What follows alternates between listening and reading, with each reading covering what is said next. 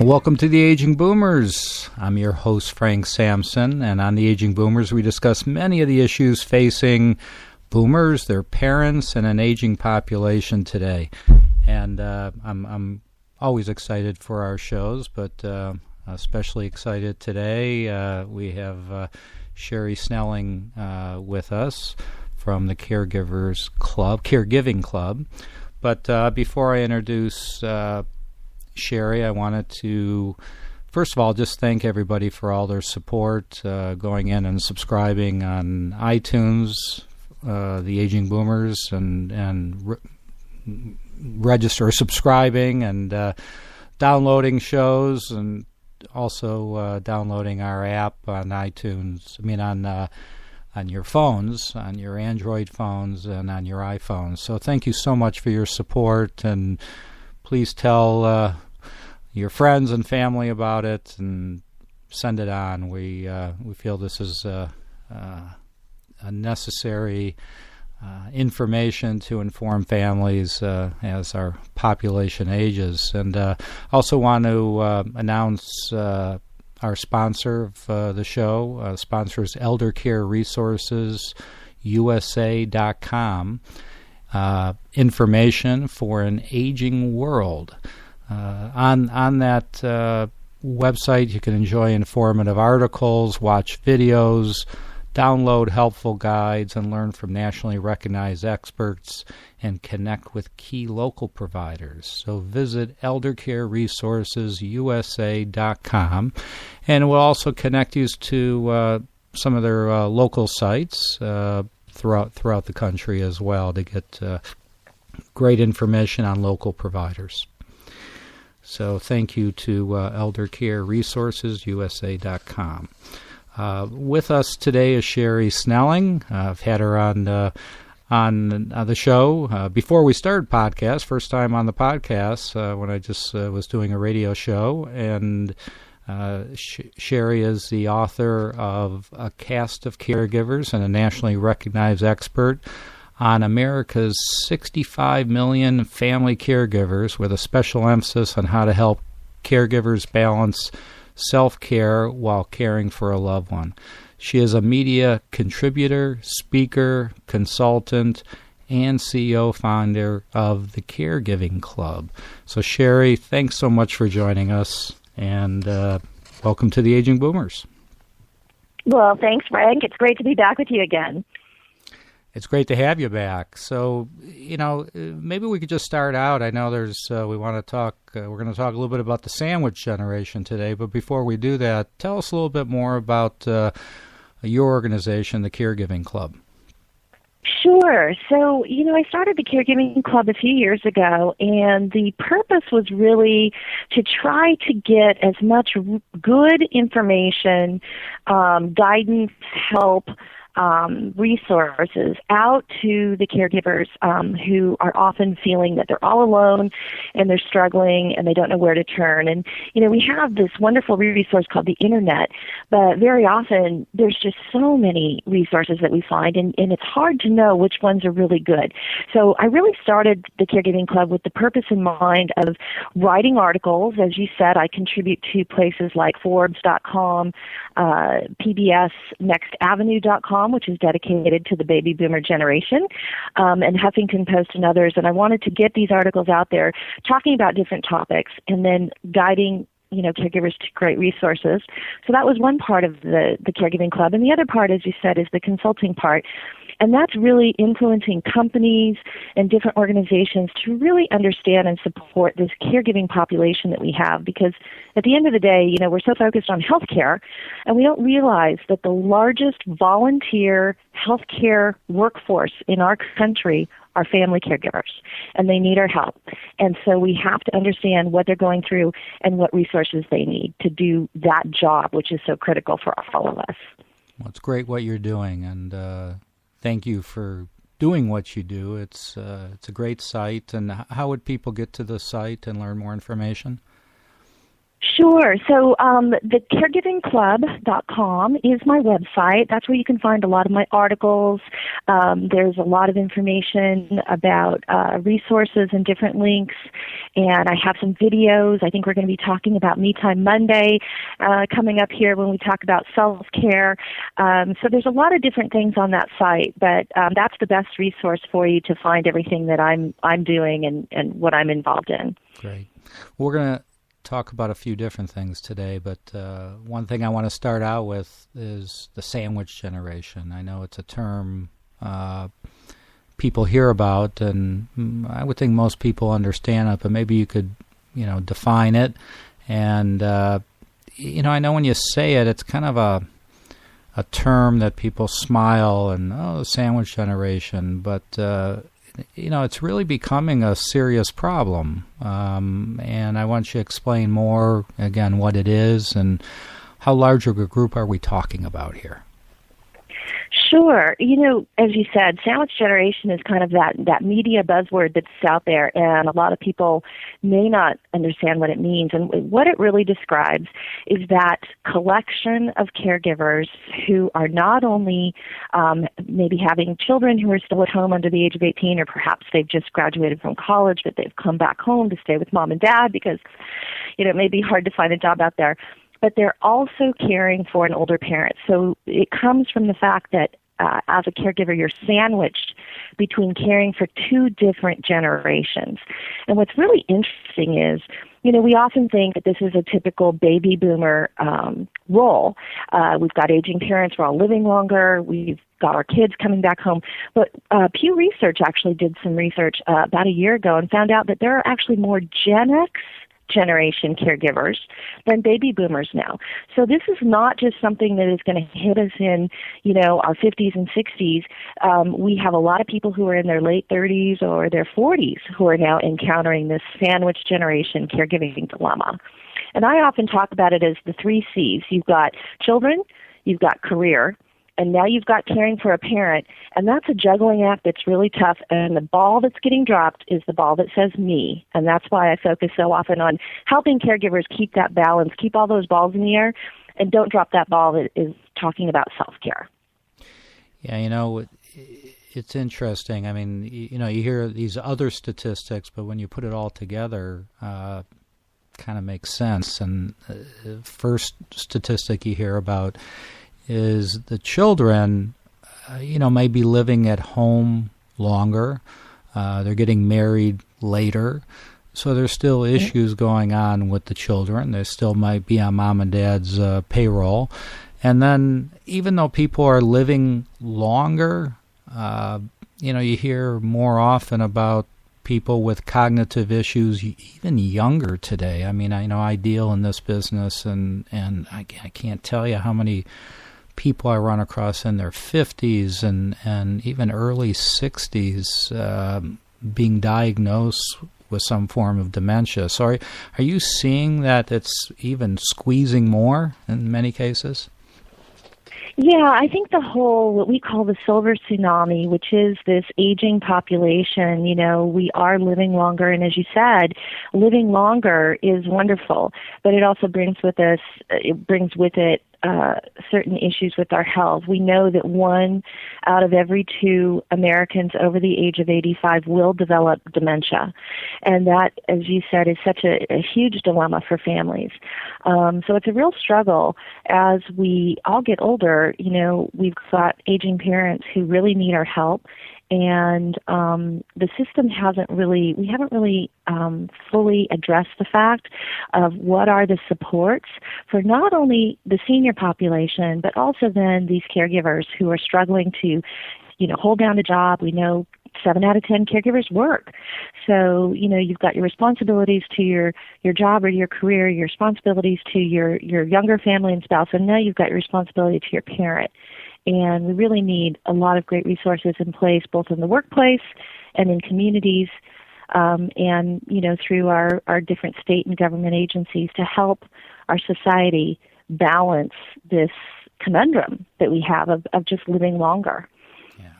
So, what advice can you give people who are caught in this, as you say, conundrum? What advice can you give? Yeah, well, as we talked at the top of this program, my focus is really on helping caregivers understand how do I not neglect myself? How do I take care of myself? Because it's the easiest thing to ignore. We give up any kind of exercise. We give up any kind of good nutrition. We're eating on the fly or not eating at all. We're not getting enough sleep. We're dealing with wellness and mental health aspects of maybe, the depression over watching an older parent who might be battling an illness like cancer or Alzheimer's. We might have guilt, we're not spending enough time with our kids or our spouse or our friends. So all these things are going on, and it really puts a lot of, negative impact, if you can, on our own health and wellness. And the bottom line I say to caregivers is, if you can't stay healthy and well, who is going to take care of all these people in your circle? So you have to make sure that you're balancing your self-care. Now, easier said than done. I have a program that I write about in my book, and it's on my website, and I have some videos. I mentioned it earlier. It's called Me Time Monday, and it's kind of a prescription for an easy way to really stay focused on, okay, what am I doing for myself? And you take Monday as your start point, and you say, okay, what am I going to do for myself this week? How am I going to find that time? So you have a plan for the week. And you might have to, get some help. You might have to call your sister to watch Dad on one of the days you normally would, or you have to get a friend to, pick up your kids from school because you're just not going to have time because you have to take Mom to the doctor's appointment. Whatever it is, but get the help so you can find a little bit of time for yourself during the week. And that's what Me Time Monday is all about. And there's a lot of science behind it, by the way. You can read about it on my site. But Johns Hopkins actually did research that Monday is part of our cultural DNA. It's a start point for us. And it's when we start the work week. It's when we start the school week. So it's already kind of ingrained in a start point. And then you've got 52 Mondays in the calendar year. So it's not like a New Year's resolution where we make them at the beginning of the year and by June, none of us are doing them anymore. We have all these Mondays that we can say, gosh, I didn't get my me time last week. So how am I going to solve it this week? So you have a lot of opportunities to remind yourself to take care of yourself during the week. Yeah, I was going to ask you why Mondays. That makes sense. That makes a lot of sense. Also, I've being in the business, I see that, I think in many of our minds, when we think of a family caregiver, we usually think of the daughter of a parent and the mom of the kids. But the reality is more and more men now are becoming the key focal point in the as a family caregiver, and that person in that sandwich generation, as we're talking about. Are you seeing that as well? Yeah, it's really interesting. As you said, we've always kind of thought the typical profile of a family caregiver is this boomer woman taking care of her mom, but research is now showing us that men represent 45%, almost half, of the family caregivers that are out there. And that's a primary caregiving role. So in the past, we've often seen men be a support to an older parent by maybe helping out with finances or managing some of the legal aspects of caregiving. But now we see men doing a lot of the roles that we would typically think of with women, again, being the transportation, taking mom or dad to the doctor's office, or, helping them modify their home so they can stay living there, getting involved in the physical aspect of caregiving, the feeding, the helping in and out of bed maybe with a wheelchair.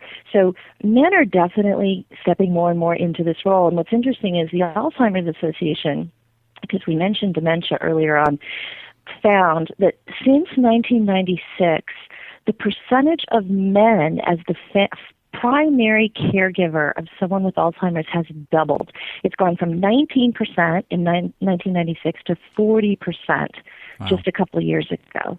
So that's huge. And one of the things I found really interesting, though, is how men and women differ in how they deal with caregiving. There was a great study that came out of Bowling Green State University, and it was called Mars versus Venus, and they found that men tend to do a block and tackle approach. They have all these caregiving tasks they have to get done as well as other things in their lives, and they just kind of check it off during the day and move on. Whereas women, we are nurturers, but we're also warriors, and so we overanalyze our caregiving role and responsibilities, and that actually gives women more stress. So while there's more and more men who are caregiving, I want to say to the ladies out there, maybe we take a page out of the playbook of the men, because they seem to be actually managing their stress level as a caregiver a lot better.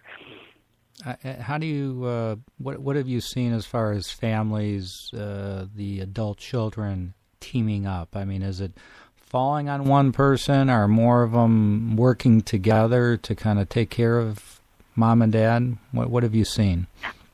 I do think you see a lot of that, particularly for families who still live close.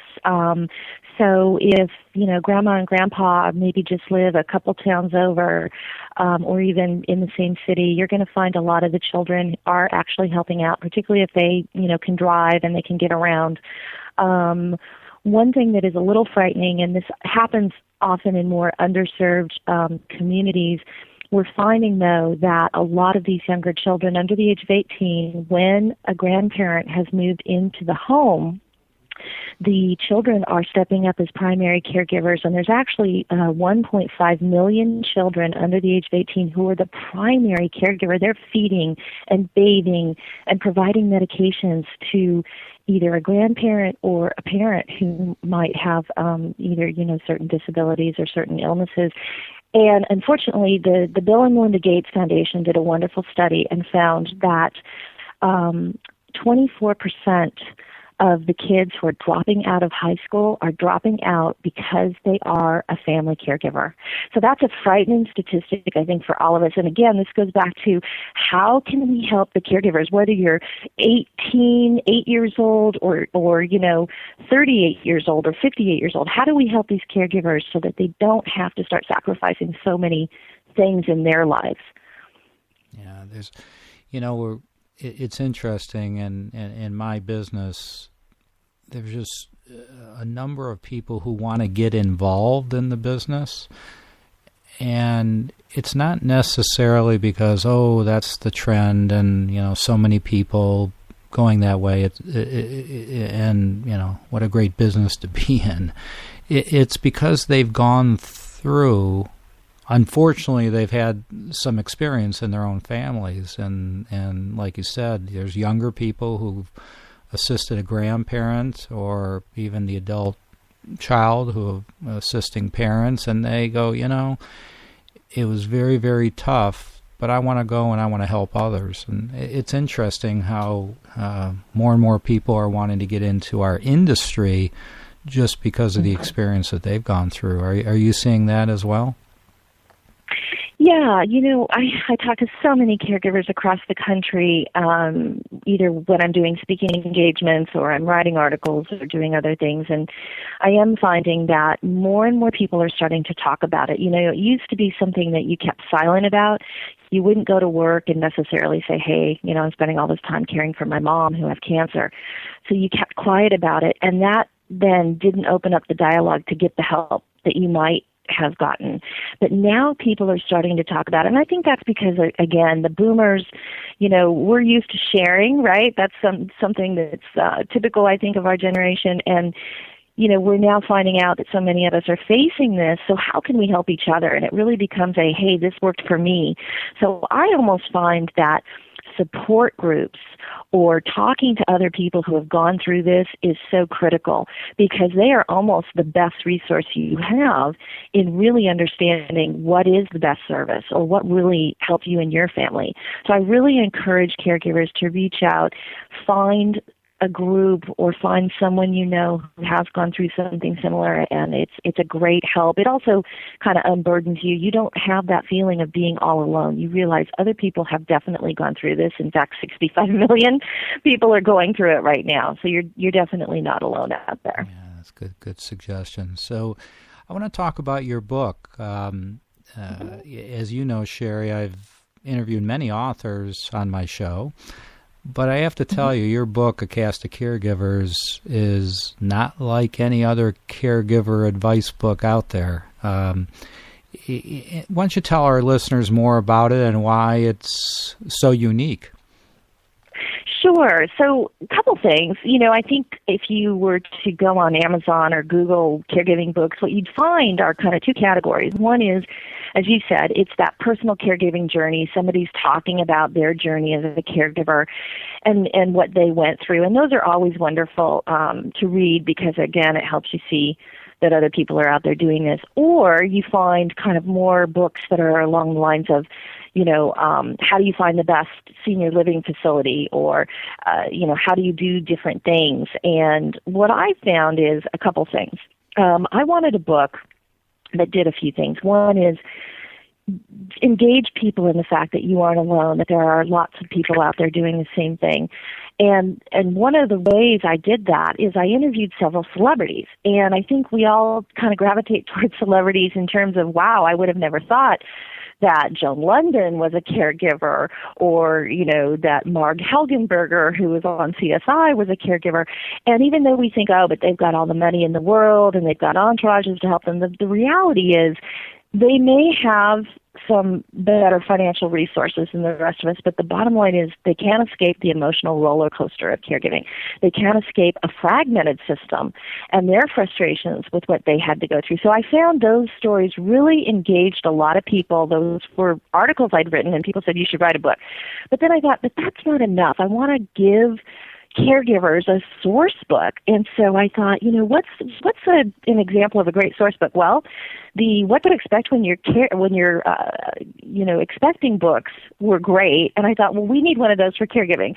So I did a real A to Z, and in a real kind of almost pop culture, I would say more engaging to read. It's not just strict, dry stuff. It's really, hopefully, engages the reader, but it's everything that you could possibly encounter as a caregiver. And then, again, the whole third part of the book is around, okay, so now that I know what I'm in for, I've read some celebrity stories, how do I find that balance? And so I have a whole self-care wellness section, how to have that conversation with your parent about senior driving and maybe giving up the keys, how to have the conversation about end of life, how to get more sleep, how to think about, my own nutrition or getting the help I need. And then there's a whole list of resources and websites, and as you mentioned, the dictionary that helps with terminology you're going to encounter as a caregiver. So I felt like, okay, if I could give a gift to caregivers out there, this would be it, because this is at least going to give you a source book, like a cookbook that you put on your shelf, and when you hit a certain chapter that is now something you're going through, you could take the book off the shelf and say, gosh, I got to read this chapter about how to choose the right senior living facility for my parent, or whatever it happens to be. Yeah, it's not like a novel. You can go back to particular sections and refer to it. I mean, your dictionary is great too, with acronyms and terminology. I think you did a great job with that. Thanks. Yeah. So, all right, I'm going to put you on the spot. All right, you've interviewed a number of celebrities. Does one in particular come to mind as the most interesting or most surprising, or what can you share, if you can share with our listeners, that particular celebrity that stands out? Well, it's kind of like being asked to choose your favorite child. It's a really tough decision because so many of these wonderful celebrities were just so gracious. They gave me so much time.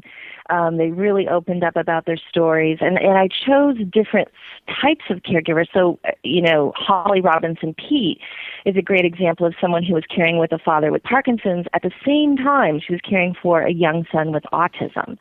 And Marg Helgenberger is one of those young caregivers. She was a 20-year-old college student when her father was diagnosed with severe multiple sclerosis, and her mother had breast cancer at the same time. And then you've got Alana Stewart, who basically put her life on hold for 3 years to care for Farrah Fawcett and chase a cure for cancer around the world is where they went to find different treatments. And then the Osmonds, Alan Osmond and his son David, both have MS, and they told me their story from the care receiver's side. So really getting that different perspective of how it is to be someone who's being cared for. But I would say, if I had to choose one, my hero is Sylvia Mackey. Mm-hmm. She's someone that many of your listeners may not know, but she was the wife of John Mackey, who was a Baltimore Colt in the 60s and played in the NFL and was a Super Bowl hero. Tight end with the and Colts, yeah. I'm sorry? Yeah, tight end with the Colts. I remember him. He was. And he was so wonderful. And unfortunately, in his later years, he did develop dementia. And I just would tell folks out there, if there's one story you read Sylvia's story, because it's inspiring what she did to keep their lives as normal as possible. She talks about learning how to navigate traveling with someone with dementia, because they still would go to Super Bowls and he'd go to autograph signings. And she also talks about some tough caregiving situations, such as dealing with incontinence. It's not a topic we like to talk about or think about, but it's something you face. And her solutions are so innovative. This is a woman who definitely knows how to break the hurdles and break the blockers and get to a good solution. So I really would say, and Sylvia was also my first interview that I did with any kind of celebrity, and so I really thank her for kind of kicking off my passion of finding these folks who would tell their stories and help us all see that we're all in this together. Yeah. Well, I could talk to you for a lot longer, a lot of good information, but I want to make sure before we end our interview, just let our listeners know how they can buy your book, how they could contact you. Sure. So you can buy my book on Amazon.com or BarnesandNoble.com. And again, it's a cast of caregivers, and it's celebrity stories to help you prepare to care. And you can also go to caregivingclub.com, which again is my website. You can find the links to buy my book on that website, and you can also read some of the stories we've been talking about and the resources, and there's videos for Me Time Monday, tips, and lots of other things. So those are probably the two best ways to find what I'm doing and find my book. Sheri Snelling, author of A Cast of Caregivers, also CEO, founder. You should go to caregivingclub.com. And thank you so much for joining us, Sheri. And we'll have you back. Absolutely. Usually, yeah. Well, Frank, thank you again for having me on. I always love talking to you, so I really appreciate the chance to talk about caregiving today. I enjoyed it very much. And the website you can go to not only listen to this interview again or our other shows, just go to theagingboomers.com. You could also get it on iTunes. You could also download it on your iPhone or Android phone. Just type in The Aging Boomers, and you'll be able to listen to all the shows. Thank you for all your support. Be safe out there, and we'll talk to you all very soon.